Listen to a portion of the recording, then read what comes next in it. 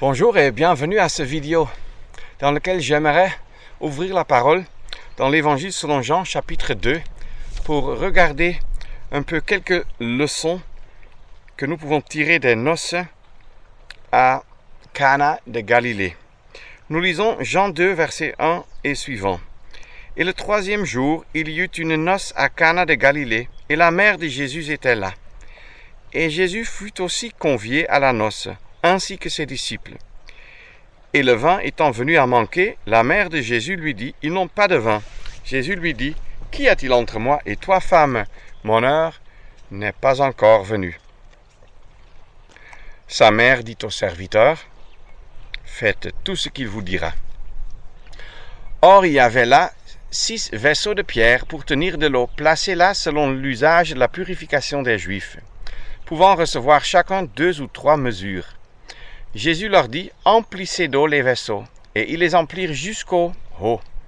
Et il leur dit, « Puisez maintenant et portez-en au maître d'hôtel. » Et ils lui emportèrent, mais lorsque le maître d'hôtel eut goûté l'eau qui était devenue du vin, et qu'il ne savait point d'où celui-ci venait, mais les serviteurs qui avaient puisé l'eau le savaient, le maître d'hôtel appelle l'époux et lui dit, « Tout homme sert le bon vin le premier, et puis le moindre, après qu'on a bien bu. Toi, tu as gardé le bon vin jusqu'à maintenant. » Et Jésus fit ce commencement de ses miracles à Cana de Galilée, et il manifesta sa gloire. Alors, ça c'est une heureuse occasion que nous trouvons ici. Des noces, un mariage, une fête de mariage qui est célébrée. Or, nous savons qu'en Israël, à cette époque-là, les mariages duraient même plusieurs jours.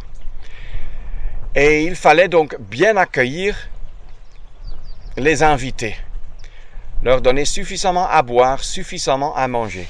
Or, comme souvent on ne pouvait pas bien boire l'eau, vu des dangers pour la santé, alors on avait l'usage de boire du vin, du vin de raisin, pas de vin de palme, comme dans certains pays, par exemple en Afrique. Et c'était normal et poli d'en offrir aux invités. Et ce qui arrive ici, c'est très impoli, que l'époux n'a pas bien pris soin de prévision pour pouvoir entretenir ses invités. C'était honteux. Et ce que nous trouvons, c'est qu'en fait, l'époux se rend seulement compte de la solution quand déjà il y avait eu un problème et que ça a été résolu.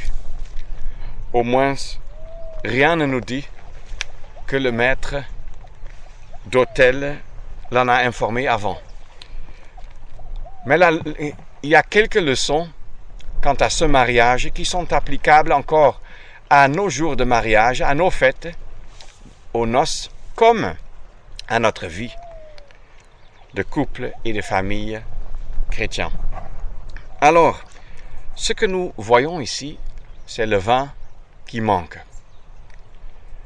Et le vin, dans la parole de Dieu, est souvent une image de la joie, pas de la joie de l'alcooliste, pas de la joie charnelle, mais c'est une image de la joie. Ce n'est pas pour rien que, par exemple, sur certains sacrifices, il fallait verser du vin, en signe que Dieu trouvait son plaisir dans ce sacrifice. Le vin manque. Et comment maintenant faut-il résoudre ce problème? Si pendant le jour de mariage et pendant la vie de mariage, la joie manque, quelle est la solution? Eh bien, la première, c'est que invite le Seigneur Jésus. Comme nous lisons ici, Jésus fut aussi convié à la noce. Si j'y pense, je vais encore revenir là-dessus plus tard. Mais la première leçon, c'est invite le Seigneur Jésus. Tu ne vas pas avoir une solution pour le problème du manque de joie dans ta vie personnelle. Et vous n'allez avoir cette joie ou cette solution pour le manque de joie si vous n'invitez pas Jésus-Christ. Je ne parle pas à ceux qui sont encore perdus dans leur péché, je parle aux croyants. Parce qu'il est très important de chaque fois de nouveau comprendre que le Seigneur Jésus devrait jouer le rôle central, être au centre de notre vie, être la norme selon laquelle nous faisons les choses dans notre vie de couple.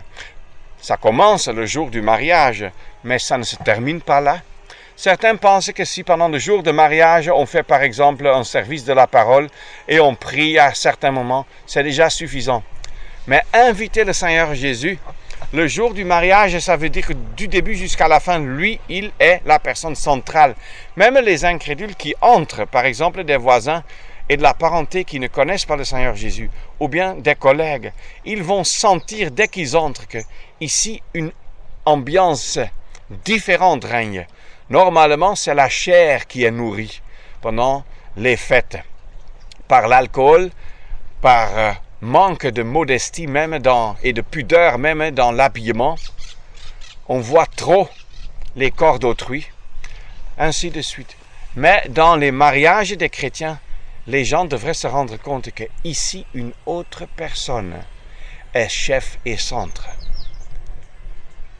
Une autre personne est présente au milieu de cette fête. Alors, le vin manque, la joie manque. Et cela n'arrive-t-il pas souvent, même les jours de mariage, mais surtout après les noces, que tôt ou tard le romantisme est fini. La romantique n'est plus ressentie. Les cœurs ne tressaillissent. Plus de joie comme avant. Quand tu voyais peut-être d'abord ton épouse à 50 mètres, tu veux déjà courir pour l'embrasser et maintenant quand elle est à tes côtés, ça ne te fait rien. Parce que les cœurs se sont refroidis. Peut-être on s'est heurté, on s'est blessé et on a oublié d'introduire le Seigneur Jésus-Christ dans la vie du couple. Et ne pense pas que je parle juste comme une théorie. Cela nous est arrivé dans notre mariage à cause de ma chair. Je dois le reconnaître, j'ai dû le confesser plusieurs fois à ma femme et je l'ai fait souffrir à cause de là. C'est pour cela que je peux aussi malheureusement parler par expérience, que ce n'est pas d'automatisme que si on croit au Seigneur Jésus comme sauveur et si on aime l'avoir comme Seigneur, automatiquement déjà tout va bien dans le mariage. Non. Chaque fois de nouveau, il y a des situations où le vin commence à manquer, où la joie manque, où des troubles surgissent, des craintes. Comment résoudre tel ou tel problème, ainsi de suite. Et quelle est alors la solution? La solution, c'est de penser à ces vaisseaux de pierre qu'on trouve ici. Et tout d'abord, j'aimerais dire, les 6 vaisseaux contenaient chacun 2 ou 3 mesures. En grec, métrète. Et ces mesures-là, c'est 39,4 litres.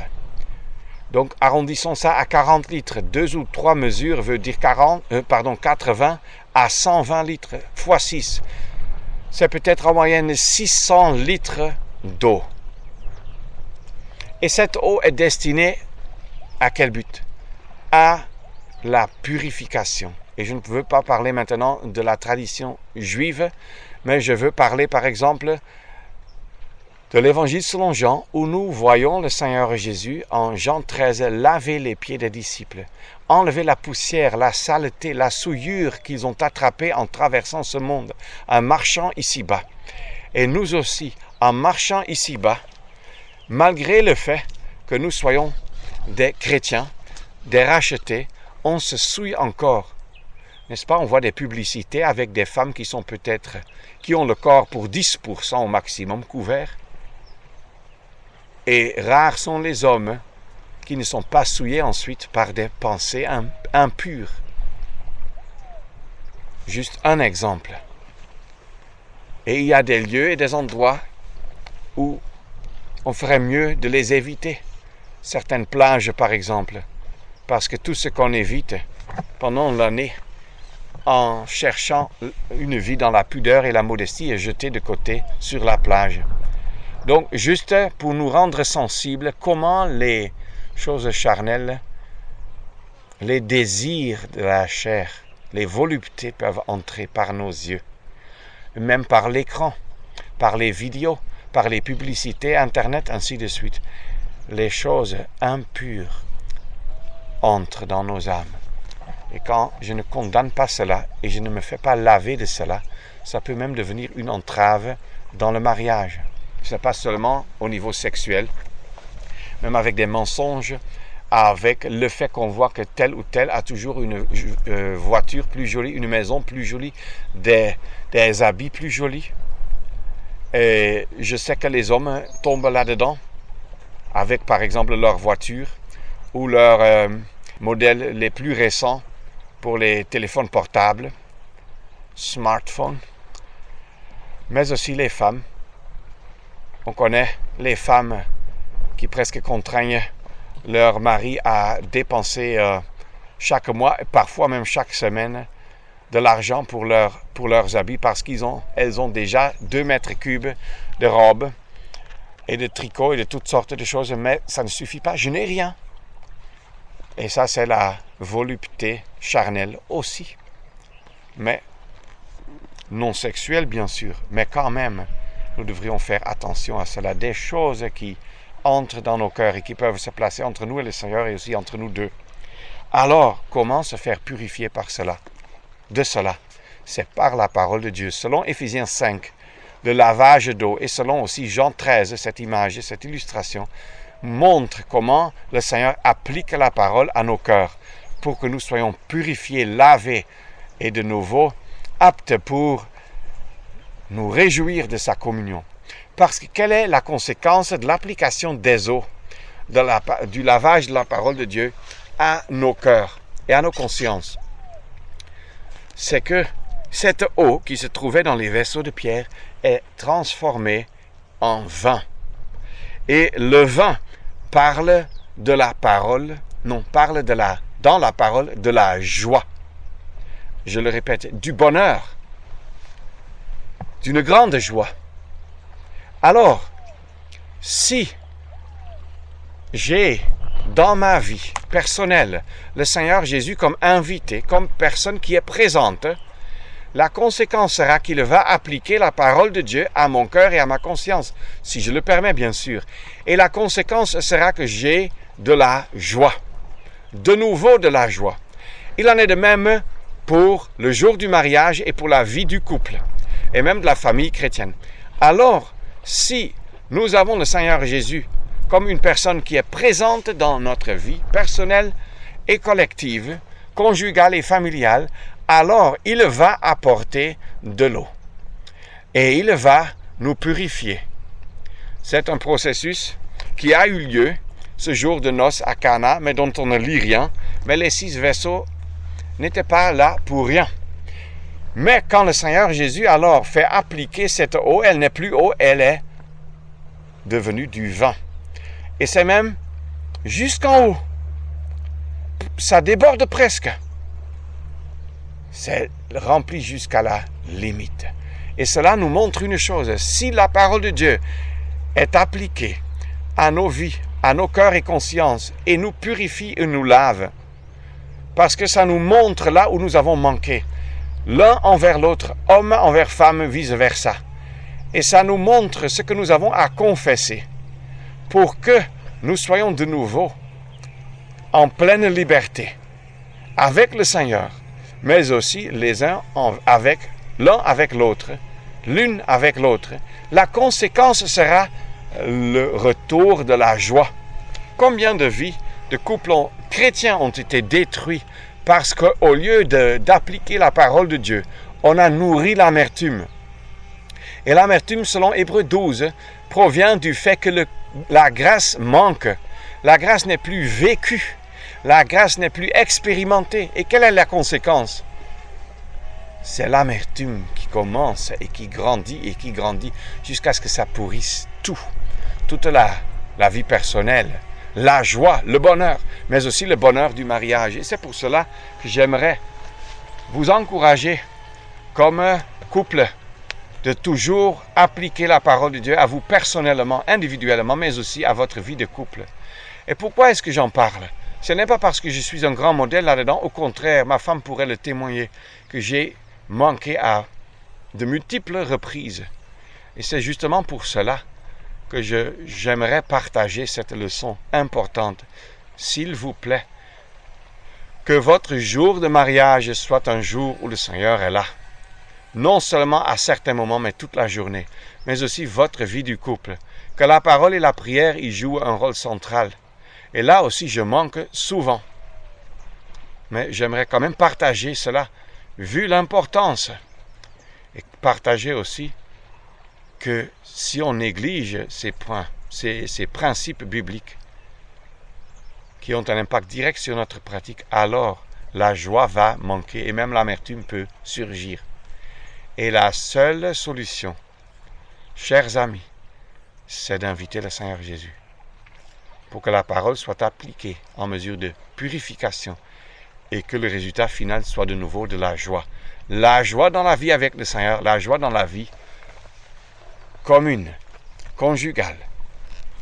C'est pour cela que je vais encore retourner au début. Parce que là, nous voyons dans le verset 2, « Et Jésus fut aussi convié à la noce. » Parmi les multiples invités qu'il y avait à Cana, le Seigneur Jésus aussi était un invité. C'est déjà quelque chose, mes chers amis, c'est largement insuffisant. Et il y a beaucoup de vies de couple qui ont fait naufrage parce que Jésus était juste un invité. Il avait sa place, mais il n'était pas l'invité d'honneur, la personne centrale, ni le jour de mariage, ni à la suite. Et des désastres ont été la conséquence. Il y a des vies de couple où la mère, la belle-mère, les parents, les beaux-parents mettent à tout instant leur nez. Il y a des vies de couple où ce n'est même pas la faute des beaux-parents ou des parents, c'est la faute du mari, c'est la faute de la femme, parce qu'à tout instant, au lieu de nouer et d'entretenir et d'approfondir la relation conjugale, il ou elle s'enfuit vers les parents, confie tel problème, cherche une solution par-ci, par-là. C'est pour cela, même au bout du temps, j'ai par exemple reçu des questions venant de sœurs mariées dans mon propre pays. Et je leur ai dit, selon la parole, mais je pourrais bien y répondre, mais je ne suis pas la personne indiquée. Allez voir votre mari. C'est normal. Ce n'est pas normal de chercher la nourriture spirituelle, la réponse à des questions chez le mari d'autrui. C'est d'abord quelque chose à étudier en ouvrant la parole en couple. Bien sûr, si un couple a des questions, aucun problème si on pose ces questions à quelqu'un d'autre. Mais il y a des dangers si on quitte si on abandonne ces priorités-là et si on n'entretient pas esprit, âme et corps une relation pour l'approfondir dans le mariage. Mais on cherche les réponses spirituelles chez d'autres frères et pas chez son mari. On cherche à satisfaire les sœurs ou même les frères et sœurs dans l'assemblée au lieu de satisfaire son épouse. C'est un danger pour plusieurs qui servent dans la parole, y inclus pour moi. On cherche à courir de gauche à droite pour satisfaire les besoins même physiques de la parenté. Dans certains pays, surtout où la pauvreté règne, c'est un grand danger. Est-ce mauvais d'aider son père qui est déjà âgé, sa maman qui est déjà âgée, son oncle, sa tante, son cousin, ainsi de suite? Ce n'est pas mauvais, mais ça ne peut jamais être aux dépenses du propre foyer du chrétien, qui est son épouse et ses propres enfants directs. Ou peut-être des orphelins dont on prend soin dans la maison, ça c'est encore un autre cas. Mais ce n'est pas toute la vaste parenté dont vous êtes chargé de vous occuper tout d'abord. C'est d'abord votre foyer, dont le Seigneur même vous tient responsable. Et si on ne le fait pas, selon esprit, âme et corps, alors répondre aux besoins de son épouse, peut-être aussi de ses enfants, certainement, si on a des enfants, aussi les enfants sont inclus. Alors, on risque de faire naufrage même dans le mariage. Et peut-être on reste ensemble, peut-être on se divorce. Mais si on reste ensemble, on devient comme deux étrangers sous un même toit. Et c'est triste. C'est arrivé à beaucoup de croyants. Et que le Seigneur nous garde de cela. Et c'est pour cela qu'il est très important, chers amis, inviter le Seigneur Jésus le jour du mariage, mettre toute la vie conjugale comme la personne centrale, pas comme l'un des invités, mais comme la personne centrale. Que votre vie de couple et de mariage tourne autour de Christ et de Christ seul. Que le Seigneur vous aide là-dedans. Je dis votre vie, mais il en est de même pour moi. Que notre vie de couple et de famille tourne vraiment autour de la personne centrale, Christ lui-même. Quand alors nous nous souillons, il va nous purifier et il va nous rendre la joie, donner de la joie au comble. C'est ce que je vous souhaite de tout mon cœur. Merci beaucoup.